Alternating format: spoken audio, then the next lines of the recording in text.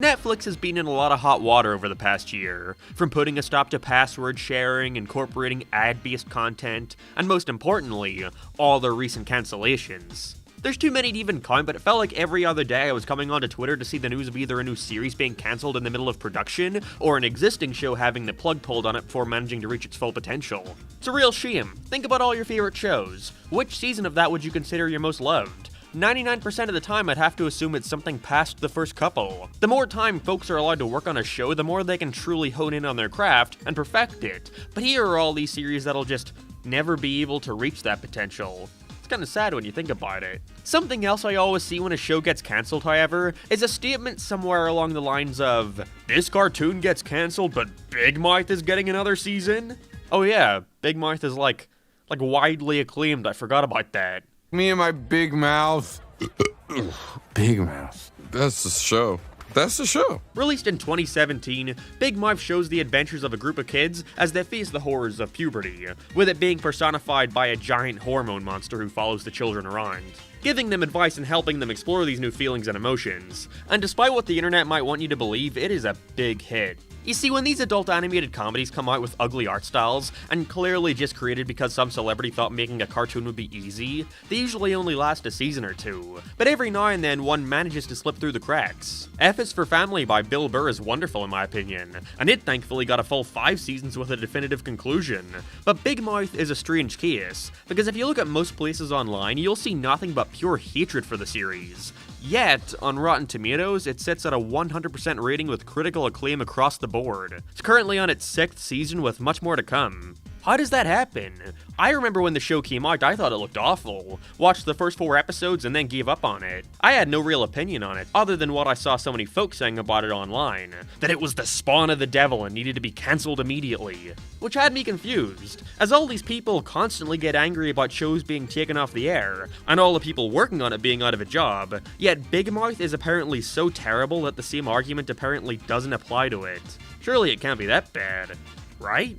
Well, that's mainly because a lot of animation fans are hypocrites and only get mad at this when it shows they like and cheer when it's something they dislike. You know, they're the folks who say you shouldn't criticize something because people worked hard on it, yet love to crap on Big Mouth any chance they can get. But anyways, that's what I want to figure out today. Because over the past week, I sat down and watched through all 61 episodes of Big Mouth to try and come to a conclusion on the question that has plagued a generation. Is Big Mouth really that bad? The answer may shock you.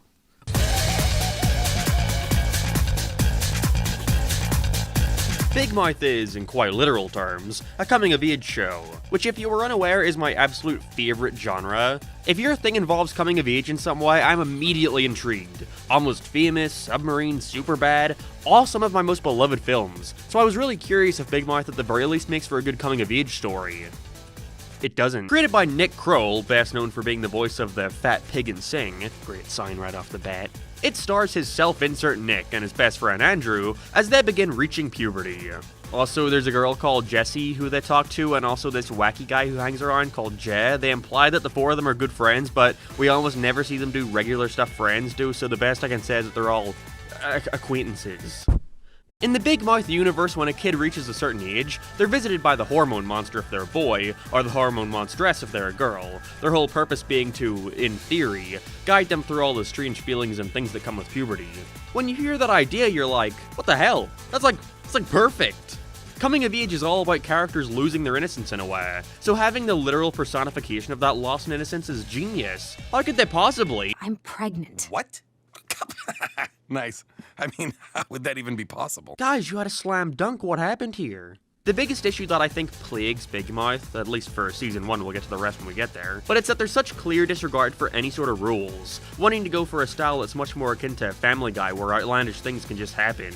Whether it be supernatural like ghosts, Nick having one in his attic that he talks to, or sci-fi like them going inside the internet, or stupid like the pillow thing again. There are no set rules in place for what can and cannot happen, and while I can see the advantages to that sort of humor, being how many more opportunities for wacky jokes it leads to, I can't help but find it completely unnecessary in what's advertised to be a relatable, grounded story. When the series was coming out, the writers and creators kept talking about how they were pulling experiences from their actual childhoods and showing the gross parts of puberty in all their glory. But then you watch this show and it's just a bunch of nonsense. The biggest offender to this is the hormone monster himself, Maury. Again, he's the personification of the kid's emotions, so you think that he'd be exclusive to Andrew, his kid.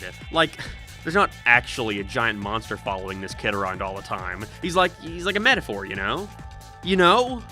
But no, it's like a business. It's his job to follow around all these kids and help them deal with their emotions, but at the same time they have influence over their actions. Like, there are times where Andrew blames Maury for how he behaves, and even then, I could accept that, but we're expected to believe that he's also the hormone monster for the other kids too? Do you mean the hormone monster? Yeah, Maury. He's the fucking man. It honestly reminded me of the Fairly OddParents more than anything, but with a much dumber setup. Like, okay, imagine the Fairly OddParents, but Cosmo and Wanda are every kid's fairy godparents at the same time, and you're never meant to question how they balance all this. Even then, they established that there are other hormone monsters. Like, there's this old one who eventually becomes Nyx by the end of the season, but he's the only other one we see. So are there more we haven't seen, or what's up? Wouldn't it make sense for every kid to have their own unique one specifically catered to them? I don't know. Also, I have to take back what I said about them personifying their puberty like this being genius, because, as it turns out, the hormone monster is actually an alien, because a big blue guy came down from the sky millions of years ago and f***ed the Earth. How? Why would you overcomplicate such a simple idea? It should have been easy. So yeah, no, they're really there, which, goddamn, creates a whole cavalcade of other problems, such as... nobody ever decides to call out that Andrew has a giant monster following him around, except for one time when it's used as nothing more than a throwaway joke. Hi, you're looking at me. How tall are you? There's a monster next to you. Hey, what's up, Caleb? I feel like that comment should be made a lot more frequently in this world, especially because it seems like nobody else has their hormone monsters following them around, or else we'd see them too, I guess. But not even, because when it's convenient to the plot, everyone just tunes him out and acts like he's not even there. Like, there's this moment in season 1 where Nick and Andrew start fighting in the school hallway, but this is because the hormone monster told him to get mad. So if they can see Maury, then wouldn't they understand that this was a result of him egging Andrew on? They pick and choose for whatever helps their forced drama at that point in time. At the end of season 1, Andrew gets arrested by the police because they think he killed someone. It's very dumb, I promise. But then his parents get pissed at him for making up a story of a monster putting a hole through their drywall. But like, wouldn't his parents have remembered having their own hormone monster when they were kids? How about time? Does it stop when the kids are talking to their hormone monster? The first episode sees Andrew arguing with him about whether or not to off during a sleepover at Nick's, saying he doesn't want to wake him up. But you're speaking so loudly, couldn't he hear this? Just have him be a metaphor and nothing else, it's that simple. It seems like this idea was come up with under the assumption it would operate under these specific rules, but the further it got into development, the more leeway they gave themselves for what they could get away with for the sake of comedy. And this may seem minor and like I'm just bringing in a bunch of nitpicks for the sake of complaining, but if you watched the show, you have to know what I mean by this. It is such a specific idea they're going for, that when they actively go out of their way to do stuff that doesn't make sense, it takes you out of it and leaves you utterly confused. And the more this happens, the less immersed I am in your world. And of course, the less immersed I am, then the less likely I am to be along for the ride and laugh at the absurdity. What doesn't help is that it completely feels at showing you how puberty is affecting these characters. Episode 1 just straight up jumps into Andrew talking to his hormone monster, but part of a story like this is seeing how puberty is changing the characters, yet we get next to no time to establish and get to know these guys before they start going through these different stages in their life. How about the series starts with an exaggerated view on adolescence to show how big of a threat puberty is going to be treated? Have a scene of Andrew and his friends doing some kid stuff, and then out of nowhere the hormone monster shows up, imposing on his life and making it clear that he's here to stay. Andrew realizing by the end that things are going to be different forever from this point on. You know what does that well, actually? The goddamn intro! That last shot of the intro is great. That should have been an actual scene in the show.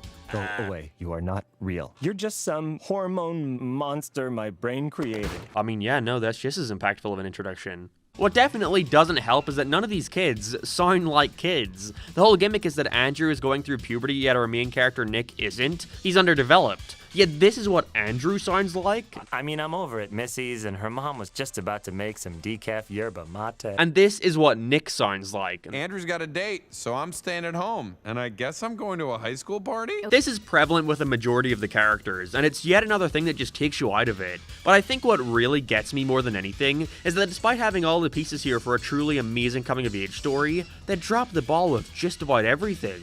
Each season of Big Mouth explores a different aspect of growing up, whether it be sexually or facing your anxieties or whatever, which is a good idea. So I can delve more into specifics that relate to those things when we get there, but to start, I think it's at least important to lay the groundwork for what I believe makes a good coming-of-age story, and how Big Mouth absolutely feels at all of them. 1. The characters have to want something. It can be anything, to be seen as older, sex, acceptance. They need to have some goal in mind. Your average hero's journey, if you will. But in Big Mouth, all the characters seem to just be going through the motions. Andrew seems like he's trying to fight puberty, but he doesn't really do anything about it. It's more so just used for jokes about his unwillingness to go along with the hormone monster. Nick wants to be seen as older, but despite being the main character, he feels like he barely has any presence in the series. Andrew comes off way more like the protagonist. There are a few episodes in here that truly show that aspect of him well. I think the one where his sister is having a house party illustrates this the best, but even then there's not really much of a conclusion he ends up at, which leads into the next point. 2. Your characters need to mature in some way. They need to start and end the episode in a different place. This one, they at least try to achieve. The show does this thing I honestly really love, where each episode builds into the next, where they all have their own standalone stories, but where each character ends in the previous one is where they start in the new one, which is used to tell even more stories. I love that. For example, in that house party episode, Andrew and his girlfriend Missy get together and she pressures him into making out. And so when the next one starts, their parents find out about this and split them up, leading into a story about them needing to continue their love in secret. The big issue here is that while I love the idea, in execution they mostly fumble when it comes to the characters feeling like they're changing in a natural way. Episode 6 sees Andrew realize that Nick is embarrassed by him, because Andrew suddenly acts super embarrassing out of nowhere in front of these cool kids. And it's like the writers know they have to have some sort of turnaround by the end, and so Nick just randomly decides to apologize at some point. Again, the pieces are there, but the way they connect is just missing.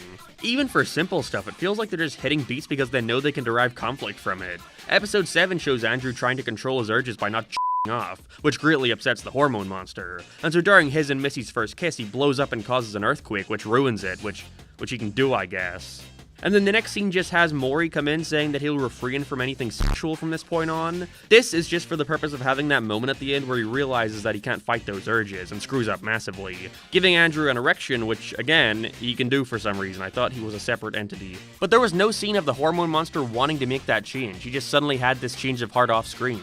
Why? Because the writers knew they needed to bring up some new conflict. This is a problem present throughout the entire series. That episode where Missy and Andrew continue their love in secret shows her randomly, out of nowhere, start to feel overwhelmed by everything and eventually break things off by the end. Yet there has been nothing present to show her attitude switching, especially because she was the one being pushy about the relationship. Things just happen. 3. A loss of innocence. A key part of any good coming-of-age story that goes well with maturing is the characters at some point having clear separation between how they were and their new mindset. For example, Rick and Morty has an excellent part where Morty wants to use science to create a love potion for his crush to fall in love with him. A very childlike idea. This then backfires, causing the destruction of the world, and so he and Rick have to abandon it, find another universe where they're dead, bury their bodies, and take their place. It's then followed by this wonderful shot of Morty just walking around his house. Everything else is the exact same, but his view on the world has now changed, which is reflected then in his more cynical attitude as the series follows. Big Mouth really has nothing like. No moment is really treated with any kind of severity because they're more obsessed with telling wacky lol random jokes. You know who's funny? The Big Bang Theory. What further ruins this aspect is that the writers clearly had no restraint when it came to differentiating writing for kids versus adults. See, when you write for a kid character, especially if you want to make them come off as realistic and relatable, you gotta almost put yourself in the mindset of a child. Like, okay, a child would not randomly start yelling and tell their mother that they're the patriarchy. None of these guys ever seem innocent at all, so there's really nothing to lose. They're basically just mini adults from the get-go. Yeah. We know what we're talking about. It's nice to talk like men. Yeah. I crave emotional intimacy because my parents have a no-touch policy with me, so I don't really feel touched at all. They're missing that moment, that big moment where the kids start to see the world for what it truly is, marking a transition in their mental state, where we see them truly grow up. But instead of having any kind of subtlety to it, they just throw the entire message of the show in your face. There's a particularly bad moment in the second to last episode where all the characters break into song, although less break into song and more like they're going about their usual conflicts than a character announces they're gonna sing a song and suddenly everyone just joins in at once, dancing in unison like some creepy cult-like ritual. In the classic piece, Life is an effed up mess, everyone gets a line that just explains the message of what's currently going on with them. Yeah, that screams confidence in your writing. Children grow up and abandon you to die broken and alone. There's a shocking amount of musical numbers littered throughout the season, ranging from surprisingly decent like this one where these ghosts sing about being gay to, yeah, that one. And alone. But for the most part, the biggest problem that faces this season is that the writing is so obsessed with silly jokes that it never feels like there's any real conflict. Again, things are just happening.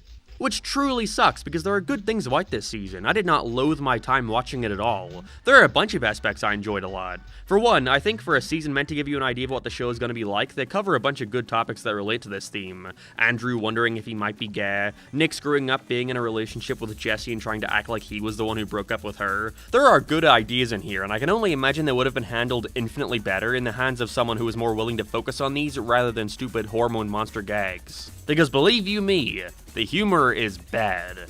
Really bad.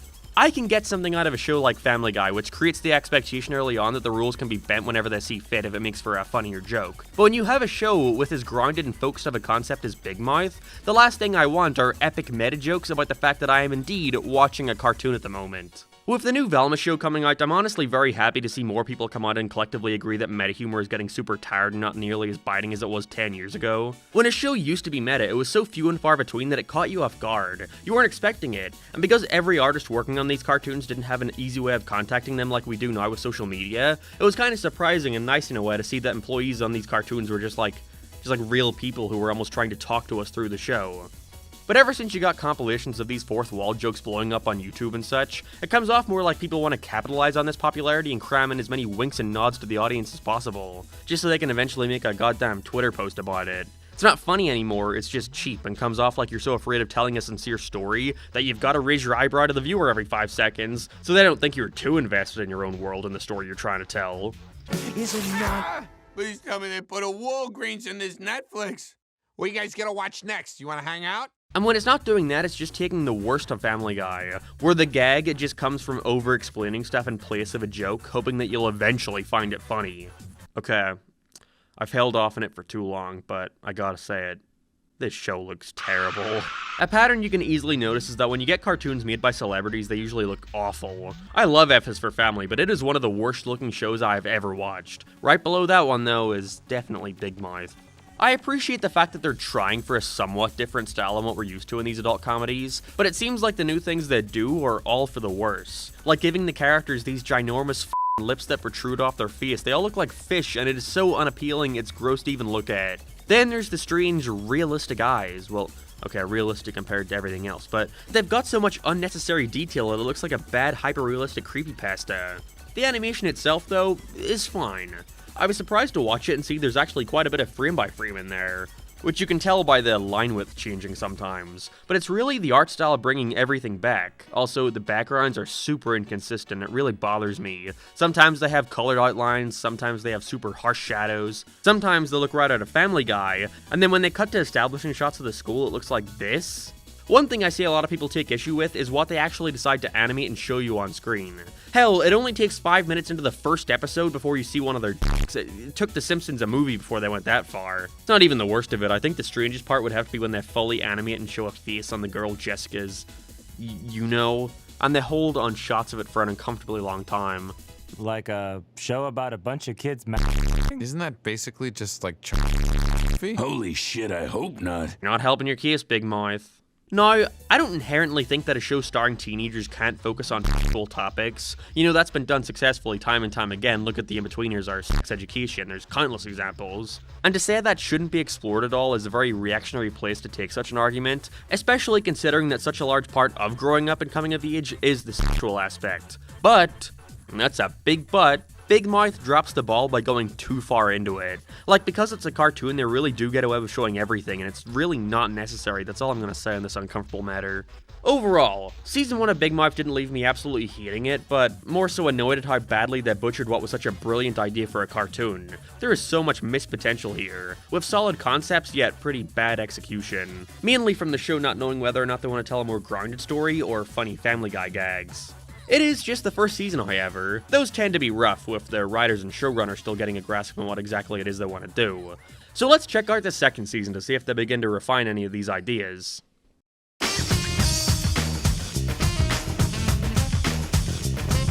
Season 2 of Big Mouth focuses on oh, god damn it! And mostly as a joke. It was Logan Paul level hilarious. Jay, look at you. Let me get this out of the way because I really do not want to talk about it any longer. But if any of the stuff they showed in Season 1 made you uncomfortable, then please, for the love of God, do not watch Season 2. It will not change your mind because they get away with showing much worse. Saying this, somehow, on the actual writing side of things, this season is miles better than the first, although it definitely isn't without its issues. Oh, yeah. It's called society, you privileged, white, cis, hetero male. I think what really helps is they build around one single theme instead of just doing whatever comes to mind. The humor takes you out of it less, and the fact that episodes barely have an ending isn't as big of a problem as the events of them will 9 times out of 10 pay off later. Again, the theme for this season is sex and shame. Dude, can I just say this is the worst possible topic that I could have done after YouTube integrates this new swearing stuff, I swear to God. Anyways, each of the characters have their own arcs in relation to this, each doing a solid job at standing apart from one another. Andrews is building off the previous season where he was turning into a pervert, the line he's willing to cross getting more and more depraved with each episode. Jesse and Missy are feeling self-conscious about their bodies upon seeing this other girl in her class maturing faster than them. Meanwhile, Jesse is also dealing with her parents being on the verge of a divorce and acting out in different ways because of this. Like an episode where she and Nick smoked the weeds for the first time. All while Nick is dealing with his new hormone monsters, trying to get with the girl I mentioned before and subsequently messing things up with her. Jay is there too. They don't drop the pillow stuff. Seeing that pillow stuff continue literally throughout the rest of the season made me realize this is probably something that average Big Mouth enjoyers thought was hilarious, which further made me realize that a lot of the stuff I find confusing about this show, such as the complete lack of rules, which has not improved here, trust me, with the kids now at certain points being able to see each other's hormone monsters, is probably something that a lot of folks never even consider when watching. I think it's important to acknowledge that many people choose not to think about media critically like that, which is completely fine, but I don't know, I think it's at least worth addressing that a lot of the stuff I complain about here are probably things that people love about the series. Can we go inside? I know that people can't see me, but I feel kind of exposed. There's a monster next to you. Hey, what's up, Caleb? Case in point, all the funny meta humor, which is only ramped up with Season 2 and is getting increasingly more obnoxious. I really don't know how much longer they can keep this up for. You got 5 fingers, don't you? Well, actually, I have 4, but that's pretty standard animation stuff. What's even worse is that, even in the last season, there are so many jokes here about Netflix and how amazing it is. Like, they desperately want to sell you on the streaming service, but if you're watching the show, then that means you already have the streaming service. Gina, streaming on Netflix has never been easier. This Netflix, it sounds expensive. You'd think so, but it's not, Gina. You know, unless you were to pirate it. But Andrew? What? Slender Man is.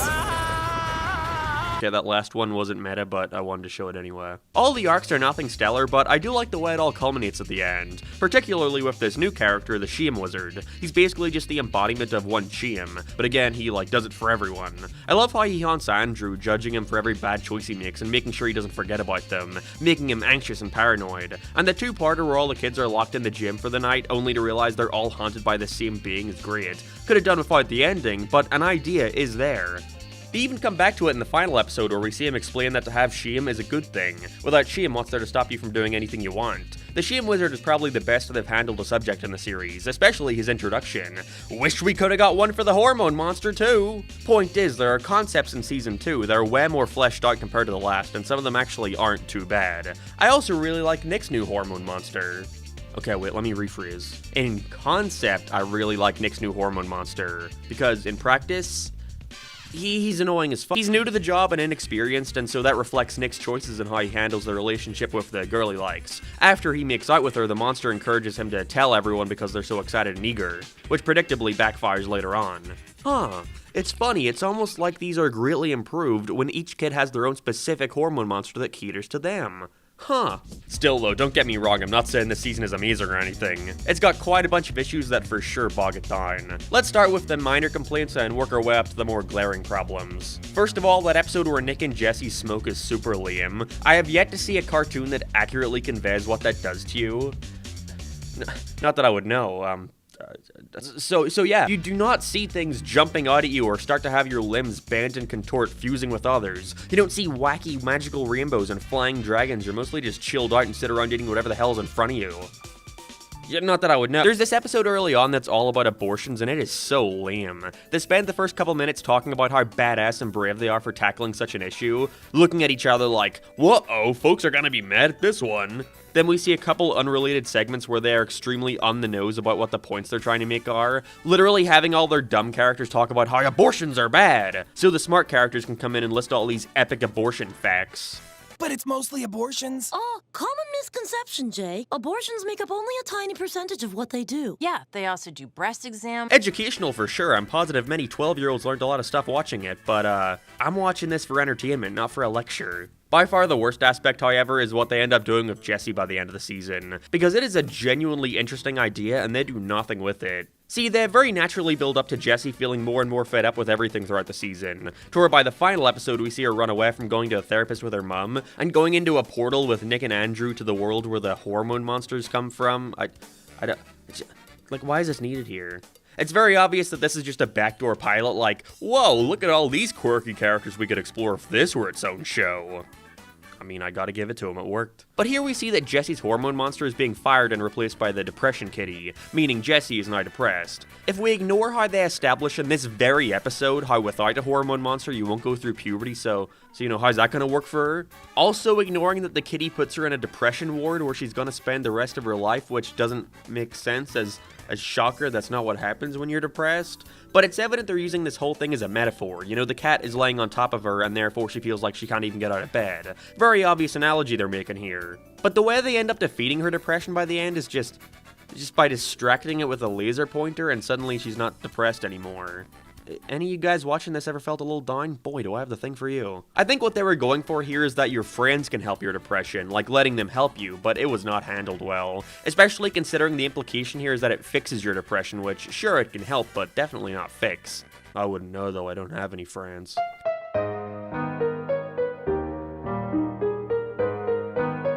Just feels like it wasn't thought through. I think this for sure should have been the ending of the season to be explored further in Season 3. Instead, the cliffhanger we get is saying that now the hormone monstress is Nyx. However that works, why the hell am I even concerned about the rules at this point? Another slight plus I can give it is that the animation is a little better than last time. Backgrounds are somewhat more consistent and there's a greater variety of the shots. You can definitely see the added budget, I just, again, wish they chose not to animate certain things. Still though, all things considered, Big Mouth Season 2 is a major step up from the first on just about every front. It's nothing amazing, and I think that the first being so abysmal means that even the most minor improvements seem like a godsend, but I can see more of an effort being put in here, at least in the writing department. I could see a kid watching this and actually finding it relatable, whether it be from the body positivity or the shame stuff. Maybe we were too harsh on Big Mouth. Sure, it's got one bad season, but if the rest continue to improve upon the formula like this one, then I really don't know what I'm going to be coming out of this video thinking.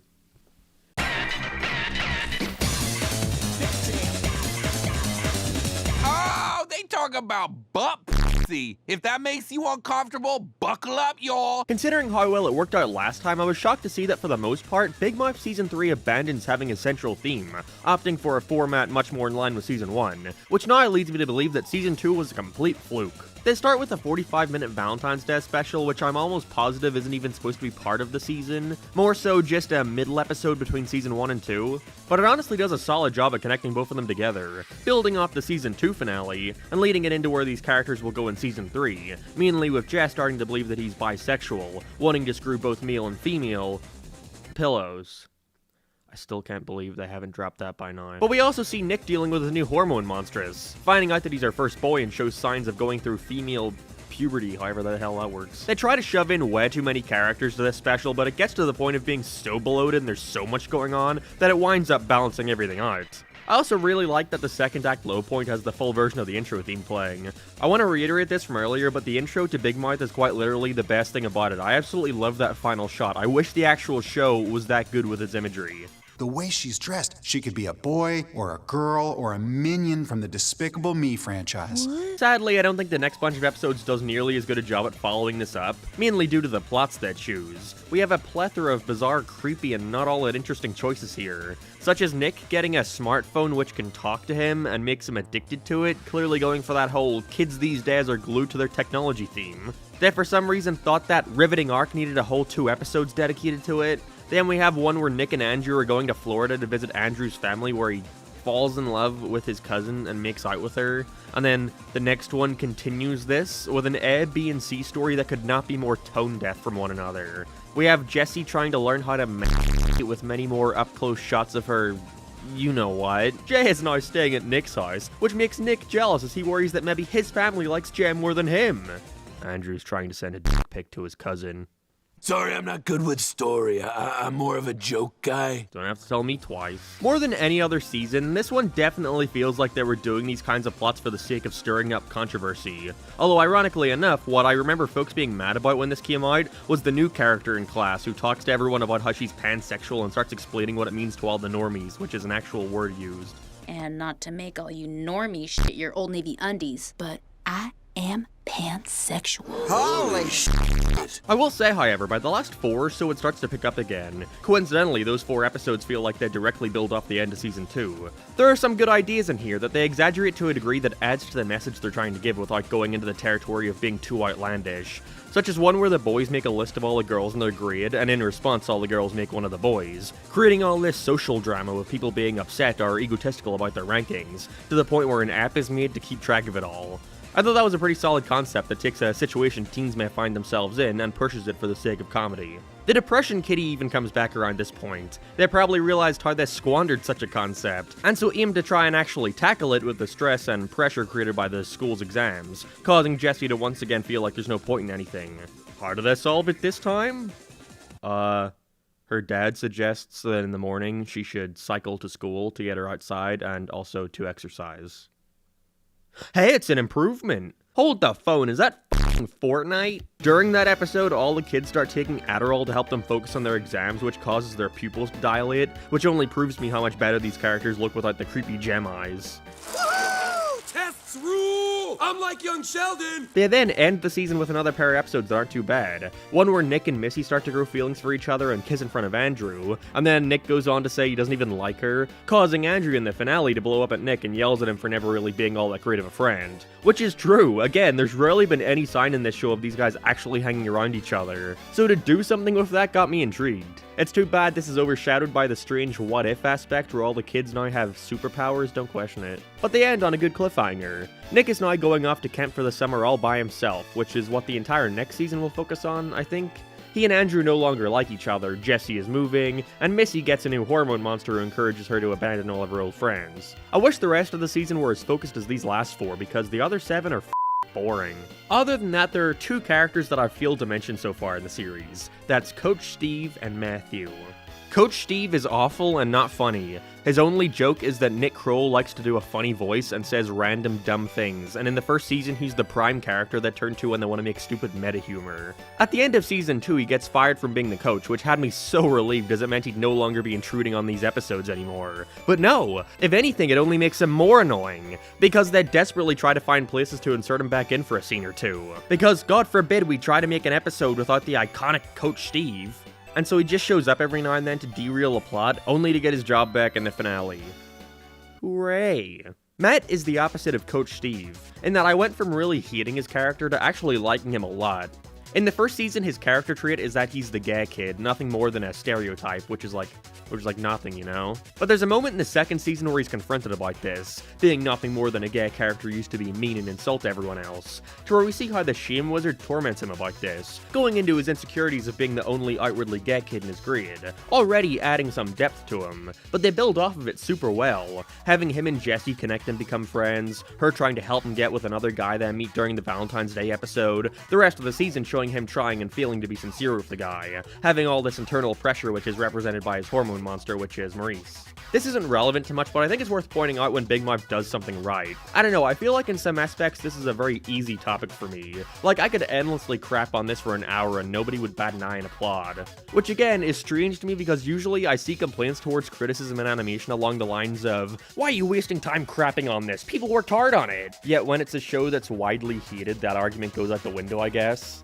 But I want to make sure that I praise the series when they do something genuinely good, because otherwise, what would be constructive about this? Overall, my opinion on the show is very negative. I'd be hard-pressed to call myself a Big Mouth fan. But I could name 50 cartoons worse than this. I can definitely see why people like it at least. General audiences love this show. There's a reason why it's got 6 seasons while a lot of other Netflix cartoons only get 1 or 2. It casts its net very wide. Like, puberty is something everyone goes through, so its target demographic is much larger than a lot of other stuff in the service. This may seem unrelated, but I think it's worth mentioning. I don't like Big Mouth, but I can 100% understand why people do.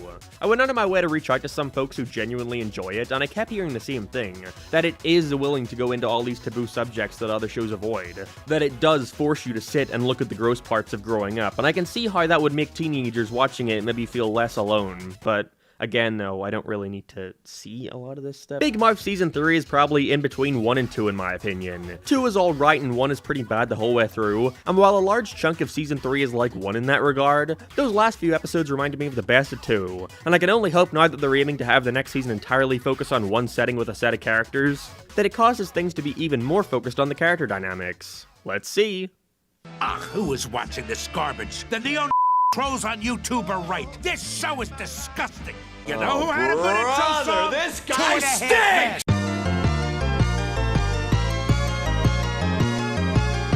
I know. I mean, the main characters are kids, but the show is so filthy. It's too much. I am extremely happy to say that Season 4 of Big Mouth might just be their best yet. It didn't go in the direction I was expecting, and I know being the best season of Big Mouth isn't exactly high praise, as in reality it's just okay. But credit where credit's due. I didn't think this one was all that bad, even if it does fall into a lot of the same traps as the previous seasons. Didn't need an entire episode about masturbation. Initially, I figured this entire thing would take place during a summer camp, but no. Only the first 3 episodes are, with the rest taking place back in their regular school. With them not even really doing all that much here that relates to camp, it really is just a change of background scenery, as an excuse to have Nick and Andrew rekindle their friendship. Baba Booey. I liked this whole thing though. Andrew getting the upper hand for once and befriending all of Nick's camp buddies like Seth Rogen child, and they even introduced a trans character, and I think they tackle that stuff pretty well. But this stuff is all but forgotten after summer ends and they all go back to school to see how everyone has changed over the past few months. Jay and Lola are now dating, and Missy is acting completely different. See, you can tell because she has a new haircut. And some new creatures have followed them home, the anxiety mosquitoes. Yeah, so this is a season all about the subject of anxieties and the different ways they can take form. A move which I'm glad they took, as once again it allows them to keep building off this concept the whole way through. Everyone's anxiety getting the better of them before ultimately in the end managing to overcome it. After a whole bunch of nothing and making yet another episode about him wanting to get with his cousin that ends with him off to the corpse of his grandfather, Andrew out of nowhere starts to worry about death, overcome with dread at the fact that it lurks around every corner and that he really has no control over it. Missy is struggling with her image after she starts to get more in touch with her own culture after feeling like her family were trying to suppress it. Can you guess how they tackle this progressive subject? With a Black Panther parody, obviously. It feels like Wakanda. Speaking of progressive, during this season, Missy's voice actress changes after her previous VA, and Nick Kroll decided that it wasn't cool for a white lady to be voicing a black character. That's well and good, but I find it funny because not once, but twice in this season do they make jokes acknowledging that very fact. Had no problem joking about it multiple times. My mom's white, my dad's black, I'm voiced by a white actress who's 37 years old. Isn't it funny this white woman voices a black character? She can't say the N-word because IRL, she's white.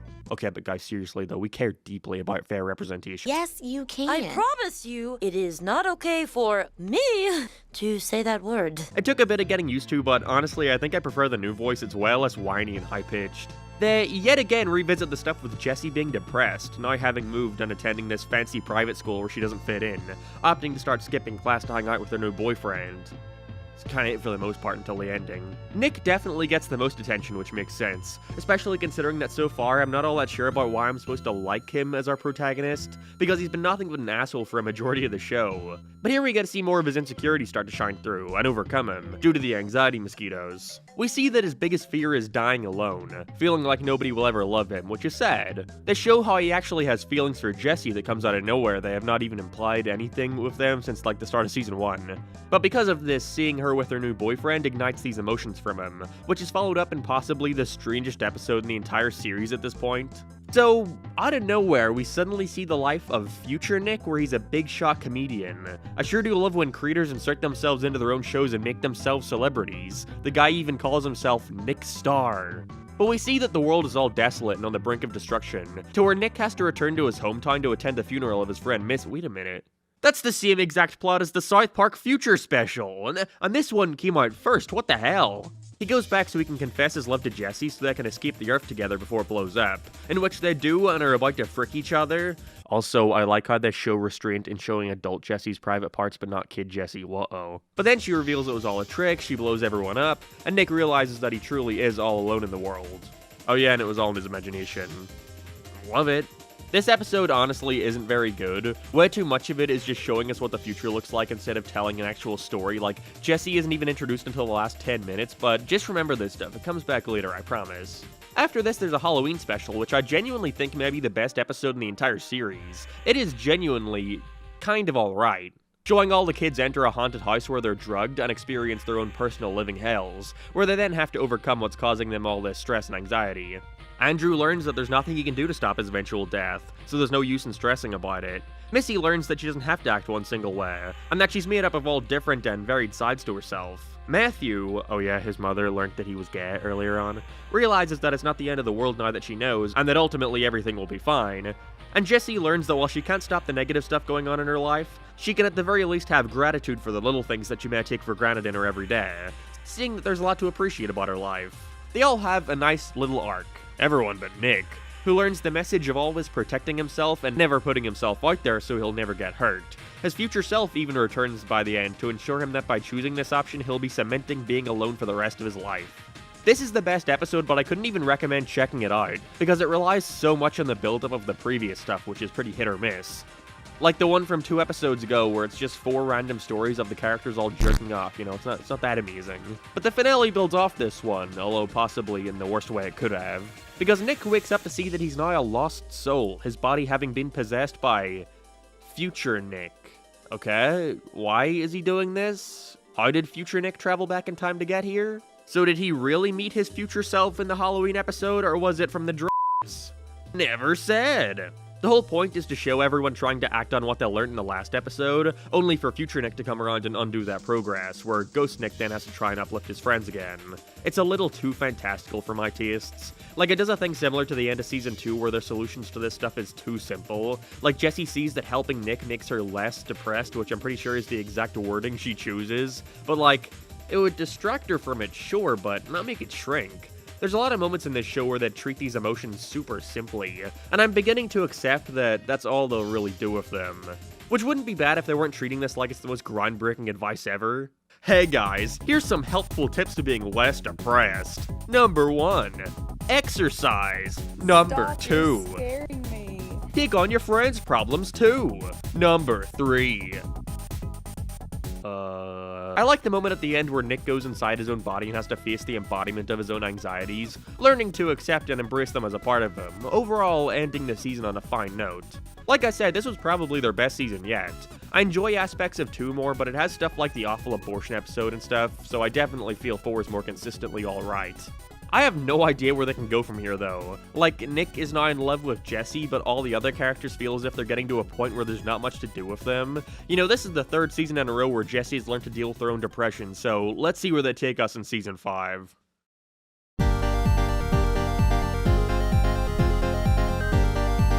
Season 5 of Big Mouth is all about love, with Jessie and Nick both getting a love bug.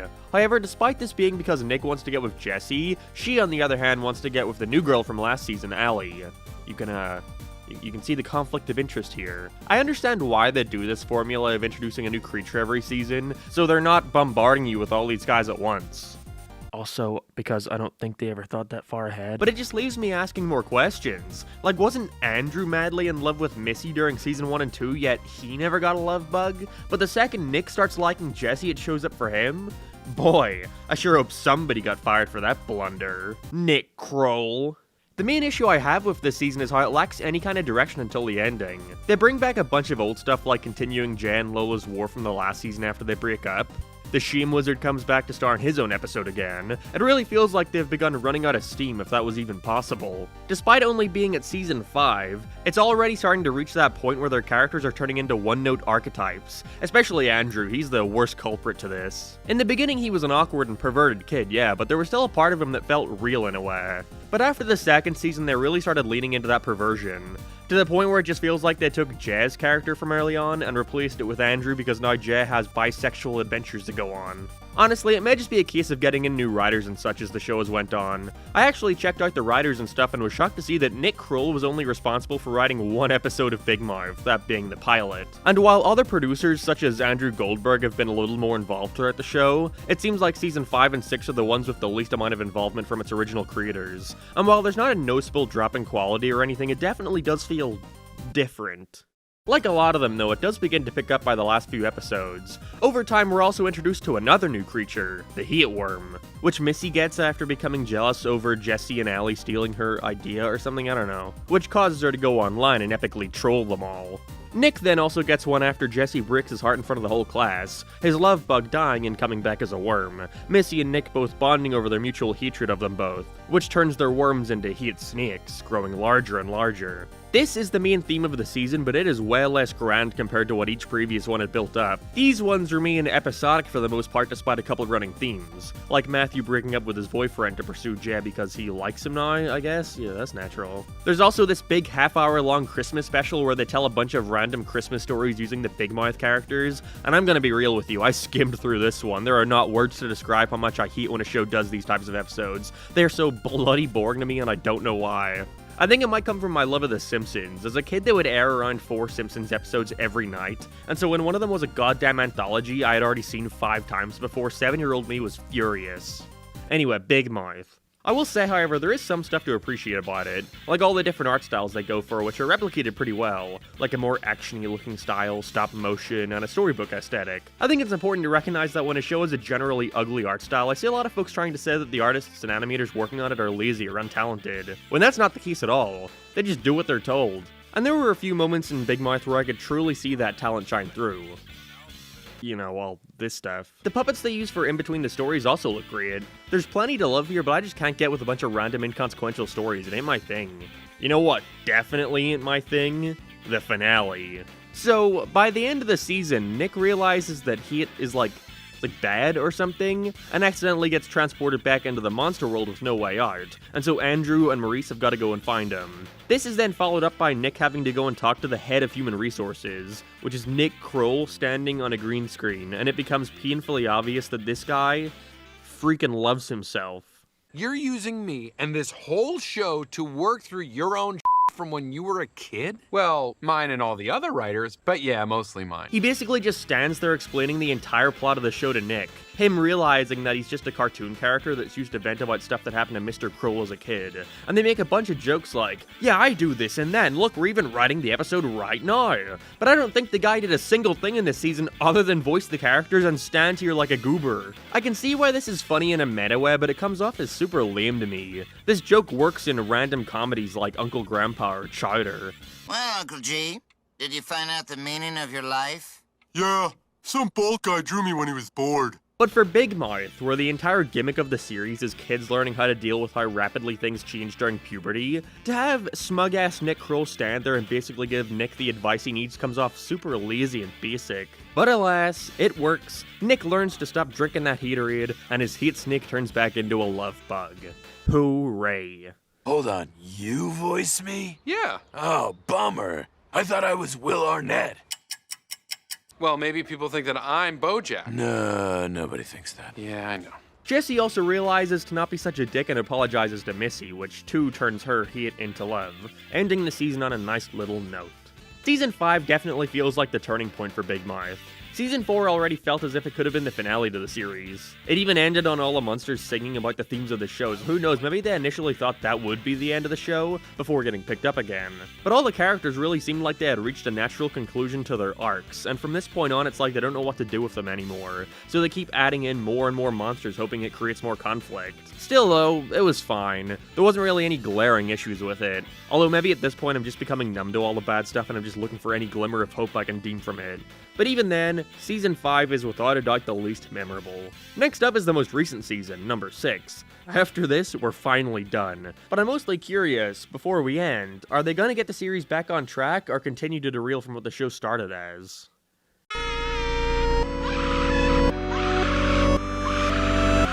What? Why? Because it's Big Mouth! These people are sick! Here we go, the final season of Big Mouth. May just be the worst yet. I think there are other seasons of Big Mouth that have much worse episodes, but 6 overall just has the least amount of interesting ones. It is such a boring season. That also might have to do with me running out of steam while viewing these. It's been a week of non-stop Big Mouth. It has not been fun, I'll tell you that much. There is no real theme for this one. It's bizarre how they keep switching back and forth on that. But Nick meets his Scottish grandfather who eventually moves into their house to his mother's dismay. Missy likes this new boy who turns out to be asexual. She has literally nothing to do with the main cast anymore. And so basically that's why my voice sounds a little different now. Oh, it sounds like eventually they made the right choice. Matthew needs to break up with Jazz, he's become too nice, and Andrew's parents have been increasingly fighting more and more. Oh yeah, also, don't question why Maurice is pregnant sometimes in these clips, and then who this little smaller hormone monster is. Apparently in the Human Resources spin-off, Maury and Connie are gonna have a baby together, which I guess then transfers into Big Mouth. Although it's bizarre to me how this is structured, as it starts by establishing how Connie doesn't want the kid, but then a few episodes in she suddenly does want it. So if you're watching Human Resources and want to follow along with the storylines, I guess that requires you to also check out Big Mouth. A while back I decided to watch some of Human Resources when it came out, just to see if it were anywhere near as bad, and was surprised to see that I actually enjoyed it way more than Big Mouth, which a lot of people seem to agree with. I only saw the first episode, and while nothing amazing, I think a series focusing on these guys dealing with characters that aren't restricted to only children allows for a great variety of storytelling.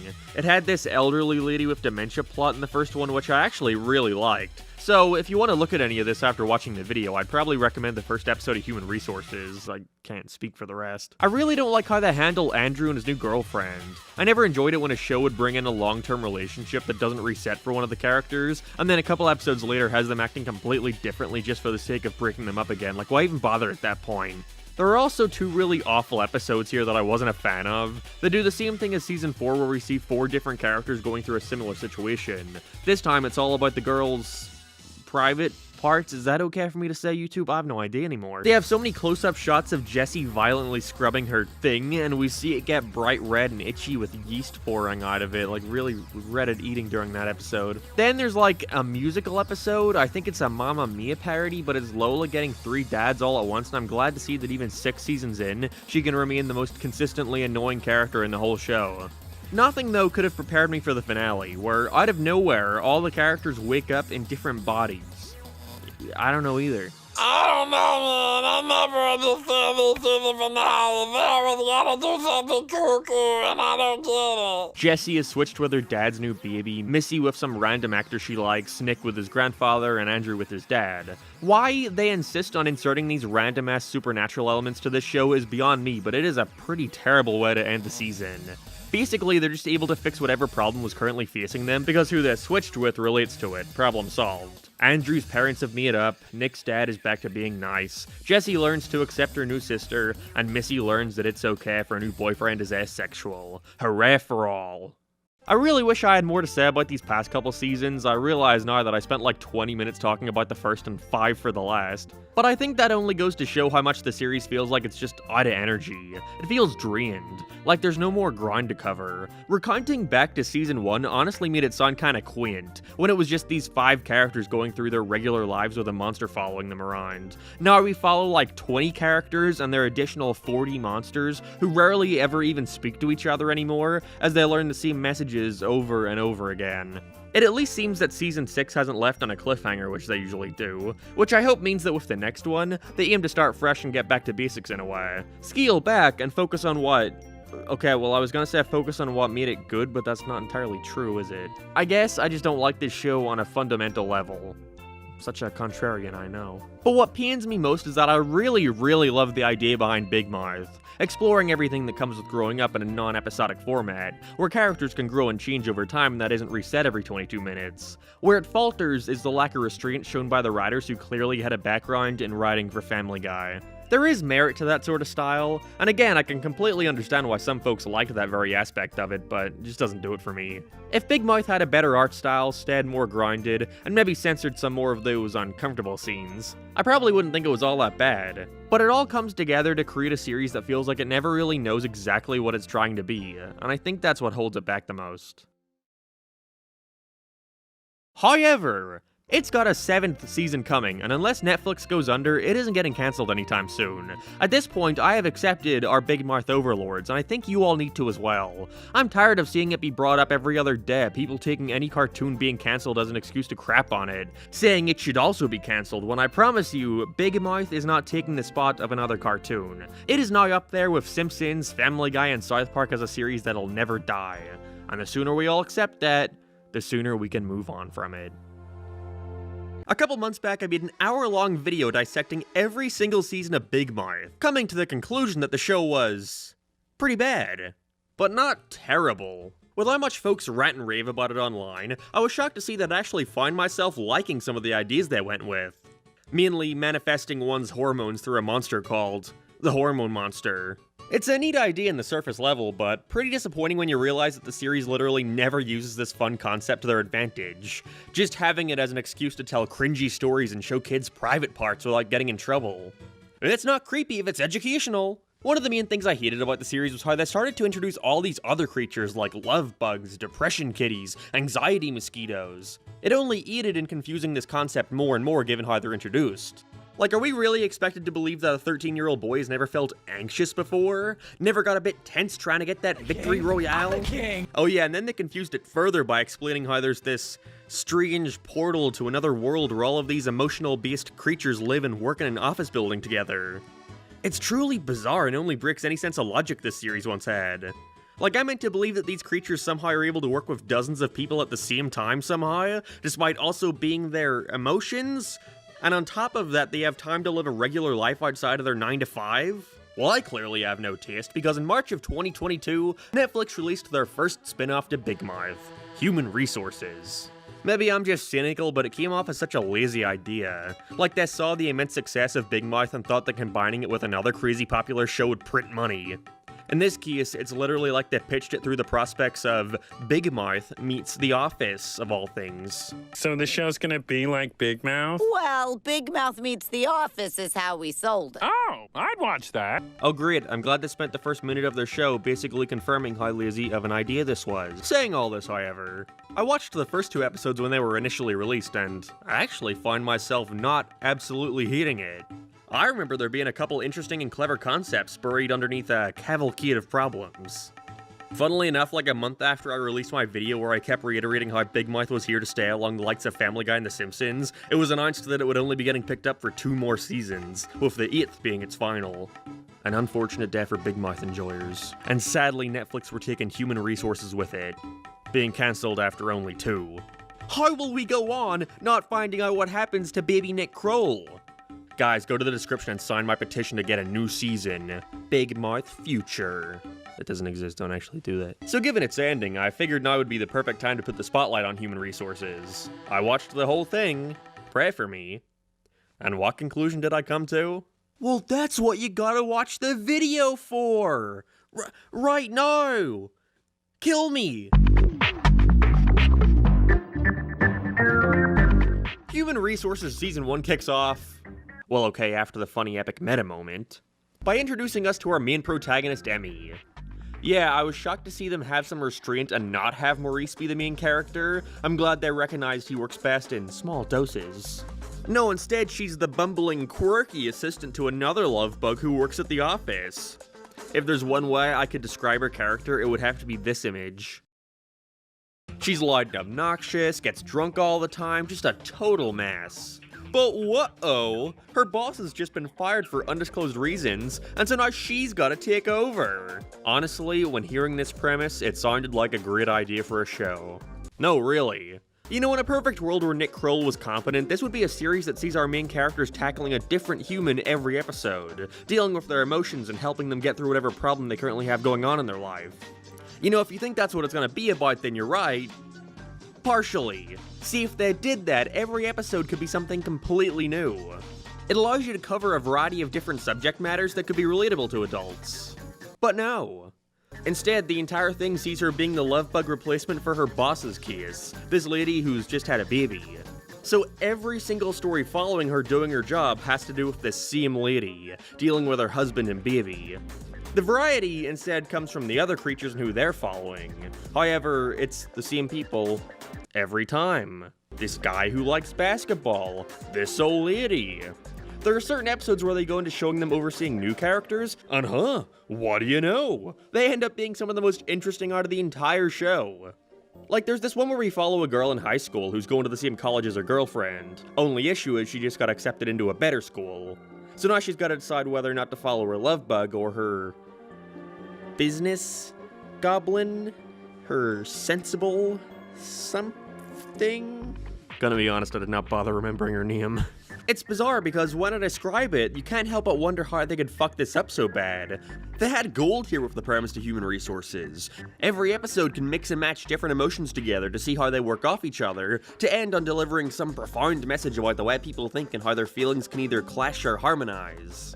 But they never really execute upon this. They're more interested in using this setup as a jumping ground for their hilarious jokes. Follow me on TikTok. You are on TikTok? Yeah, I invented a dance called the leaky diaper. I have 2 likes. That's also not to mention we spend just as much time in the monster world, which defeats the whole fucking purpose and only confuses things tenfold. They don't even bother trying to explain how the rules work here. They knew it made no sense. Again, it bears repeating because this is the groundwork to your show. How is a monster supposed to deal with a person's single emotion, be ready to be called upon at a second's notice, but somehow works a 9 to 5 and still has time to go back to their office to do monster paperwork and stuff, while doing all that for multiple people at the same time? Why would God do this? Most episodes not only have an A story, but also a B story and a C story.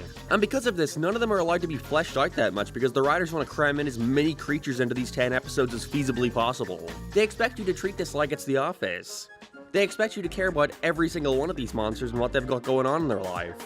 If anything, I'd argue they spend more time on their workplace shenanigans compared to their infinitely more interesting job. Oh wow. The rock guy has fallen in love with love bug number 3, but she's dating another guy. Wait a second, is that Guy? But that's Emmy's old boyfriend. How is she gonna react to this? Boy, I sure can't wait for this riveting payoff. Like, I genuinely think that's how the writers expect you to react to this shit. They bring back all your favorite big mouth characters like Maury, Girl Hormone Monster, Connie, I think, Depression Kitty, and the Shame Wizard, all back again to do the exact same things they did in Big Mouth. See, it's kind of hard to have a show focusing on any one of these guys when you know how they're going to react to every situation. The Depression Kitty wants to make Emmy's client depressed, who could have guessed? The Hormone Monster talks about dick and sex. Really breaking new ground there, aren't we? They become so desperate to recapture the lightning in a bottle that was Big Mouth, that for an episode they literally just have Andrew come back to make the same jokes he makes in Big Mouth. I get it, he jerks off. I just don't see what the point in this show was. I'd get it if this was like a sequel series or something, but no, they're running concurrently. There are plot threads set up in human resources that you have to watch Big Mouth for to get the payoff, and vice versa. For example, in Big Mouth, one of the fucking seasons, I don't know, I'm not watching it again, Maury's randomly pregnant all of a sudden. I guess people really need to watch the spin-off? Yeah, they watched it. You didn't watch it? I can't watch shows with my friends in them. It just takes me right out. So that's fine, I guess. He's just now pregnant. But he gives birth to the baby on Big Mouth, not human resources. I hope you like both of these shows, because if you want to follow along with the plot, you gotta watch both shows in order. But I guess fuck me for caring about the plot of Big Mouth. That was my mistake. It all comes off as a desperate attempt to force viewers into watching both shows. Evidently, the attempt did not work. And speaking of not working, it's so so ugly. I don't know how they managed to make it look worse than Big Mouth. These new monster designs, while fine in certain places, I actually like the Logic Rock guy a ton. He's probably the best character in the entire Big Mouth franchise. But we have others who are just hideous, like... what's her fucking name? Like the other show that I've said the name of too many times, the only moment where they ever try to get ambitious with the animation is during their musical numbers, which are just as disturbing and gross as said unmentionable previous show. I'm afraid if I say it again, Nick Kroll is gonna come out of my mirror and do stand-up comedy for me. Like, I didn't need to see up-close shots of a woman's nipples singing while covered in sores and cuts from her baby biting it. It's terrible. Somehow not as disgusting as Big Mouth. Oh, fuck! I'm being very mean today, I recognize that. I apologize, it's just I spent my entire day watching fucking Human Resources! Okay. Is there anything I like about the show? No. That's a joke, okay, for real this time. There is actually one subplot in Human Resources that I like a lot, and it's the only one that I feel like fully executed the great potential for the series. We're introduced to this old lady living in an old folks' home. Emmy is mentoring this guy love bug to realize what it truly means to feel love or some junk. We see them escape into her memories, revisiting all these special times in her life, before everything starts to crumble apart and it's revealed that she has Alzheimer's. They're able to visualize her mind collapsing the second her immersion is ruined with her freaking out and not recognizing her son. It's really strong and well done. Emmy learning how fine the line there is between love and hate.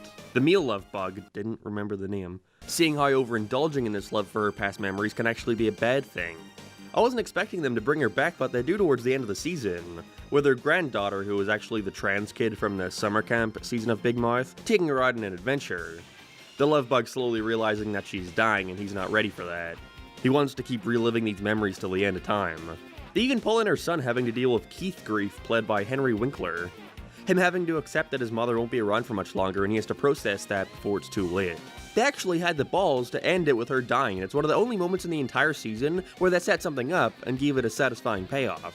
Kinda loses me in the last couple minutes when the granddaughter can suddenly see the love bug and he becomes hers now. Like, we had a full plot in that season of Big Mouth of her being in love with Seth Rogen. That is not a joke. But why wouldn't she have a love bug then?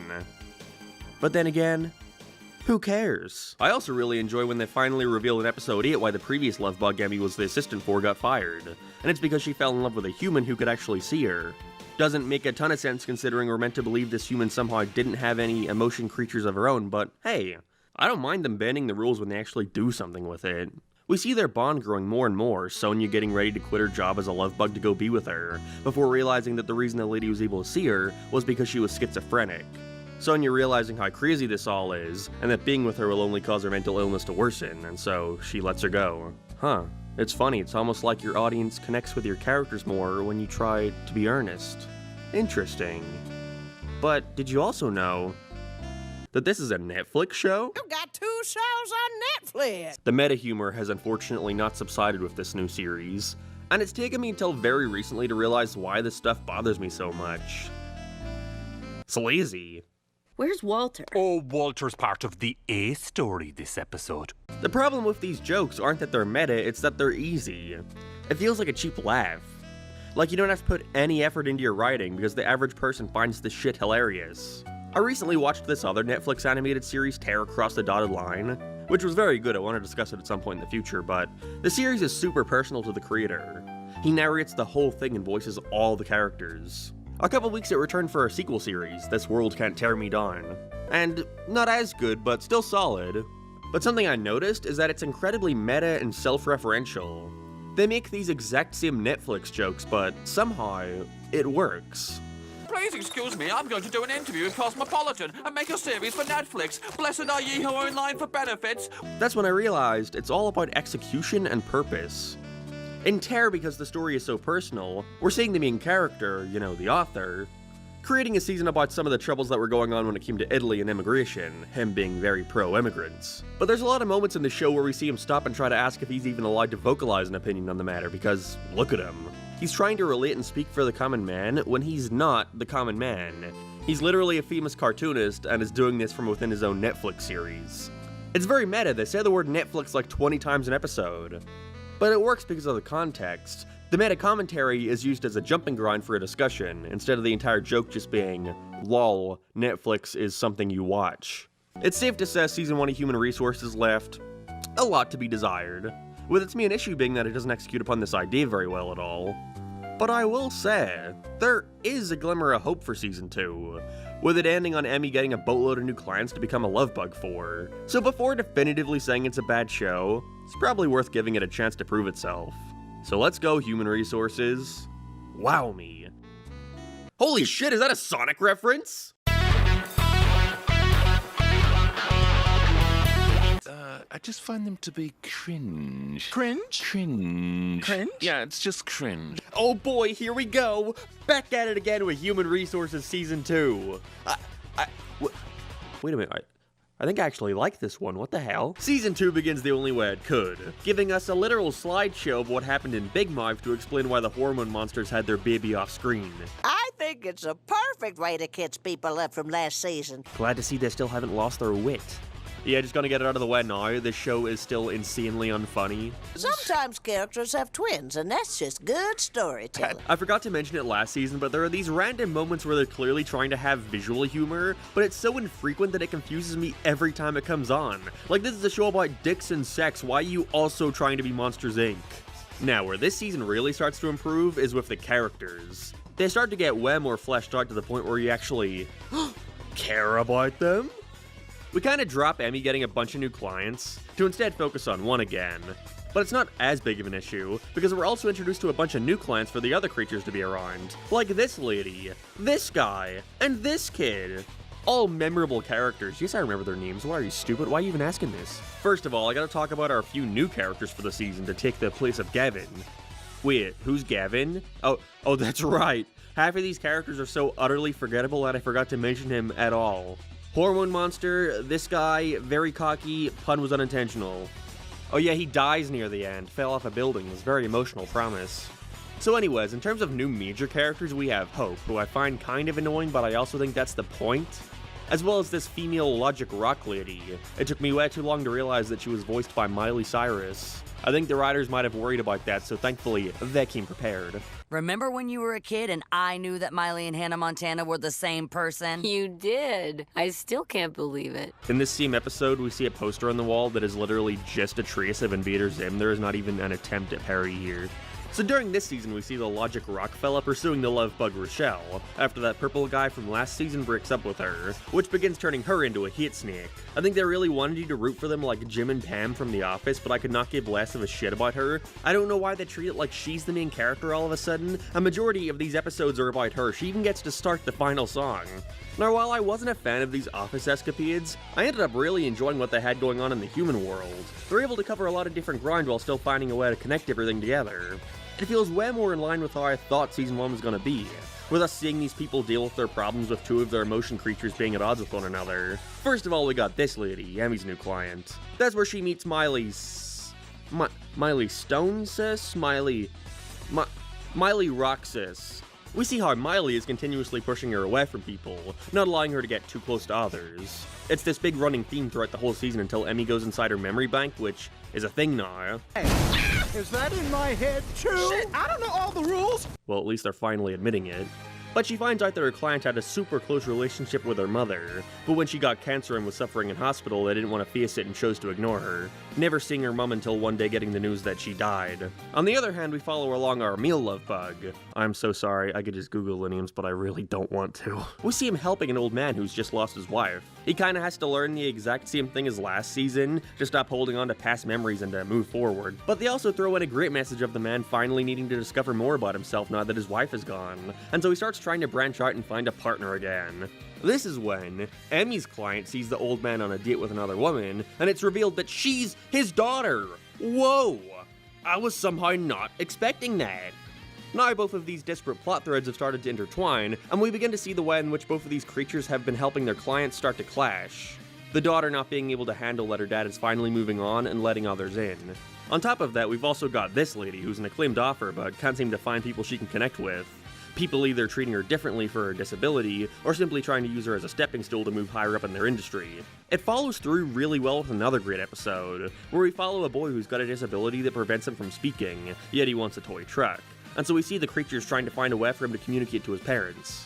Now, the same author lady has been advocating for this kid the whole season, because of the way his school has been mistreating him because of his disability. But when he finally does begin to communicate with his parents and they praise him for it, She starts to worry that it'll just be a repeat of what happened with her mother. That because he was able to overcome his disability, they'll start expecting stuff from him that he just simply can't accomplish, which results in her blowing up at the parents, telling them to stop praising him. It's such a tonal whiplash compared to last season to see the writers actually managing to allow scenes to play out, with no fear of needing wacky sex jokes every 10 seconds. Now don't worry, Hormone Monster fans, there is just as much Hormone Monster goodness as before, although now with the addition of a kid character, because that always works. It's mainly just your average plots you'd expect from there being a kid now, who can also somehow rapidly age. Oh, they're playing sports together, but the kid is better than the adults.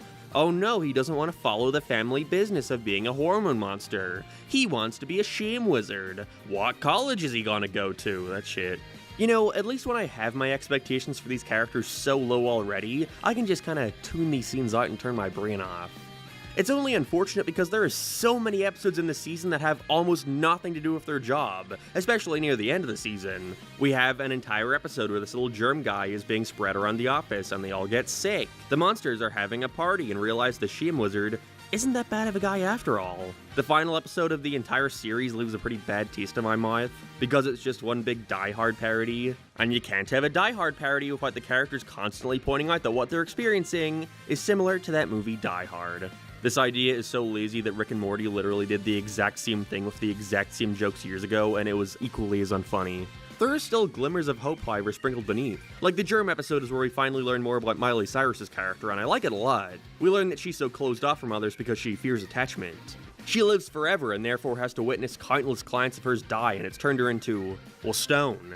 It's times like this where I can actually see the people behind this show having an idea. And it comes together to create a season that, well, yeah, is a little messy and nowhere near amazing or anything, but it's solid. I enjoyed my time with it. If you want my advice, if you ever find yourself interested in checking this series out for whatever reason, start with the second season, you'll have a much more pleasant time. It actually left me feeling kind of bad that the series ended here, when it felt like they had just started finding their groove. Who knows, maybe if this series went on for another 8 seasons like Big Mouth, people would be praising its positive aspects a lot more. But then that just begs the question. If this show is infinitely better than Big Mouth, why did it fail? And I think the answer mainly has to lie with the audience. See, Big Mouth is in a very fortunate place I like to call riding the line. Sure, it's a show for adults that focuses on awkward moments from your childhood that anyone could relate to, like fucking your pillow and getting it pregnant. You know, it's something for adults to watch and reminisce about, not to mention laugh at all the funny pee-pee poo-poo jokes. But if I were to take a guess, I'd have to say a majority of Big Mouth's audience are probably under 18. The people who are currently going through the stuff the series is poking fun at. You know, it's more relatable. Well, not to mention also laugh at all the funny pee-pee poo-poo jokes. Kids want to watch a show for adults that still appeals to their younger sense of humor, and adults want to revel in a bit of absurdity every now and then, as levity from their terrible adult lives. You know, it's like if Family Guy created their Cleveland show spin-off, but instead of it just being Family Guy, again, it was a workplace comedy where every episode we see some story revolving around Cleveland. What was his job in that show? A cable TV installer? I'm enthralled. This shit isn't appealing to kids, and I can't imagine the adults market was large enough to warrant another season. Even still though, Human Resources is pretty alright. I'm just glad we're approaching the end of Nick Kroll's reign of terror. No, I'm not making a video on Big Mouth Season 7 and 8, what are you, crazy? Big Mouth is over, guys. I'm sorry I have to be the one to tell you this. Why are you cheering? So Big Mouth, perhaps one of the most controversial cartoons of the past decade, has finally ended as of a couple weeks ago, with a finale that has been met with unanimous praise from people so happy to see the show ending. You may remember my video on the series from a few years back, which covered the first 6 seasons, in which I came to one conclusion. Big Mouth is not very good, but certainly not the spawn of Satan most folks online make it out to be.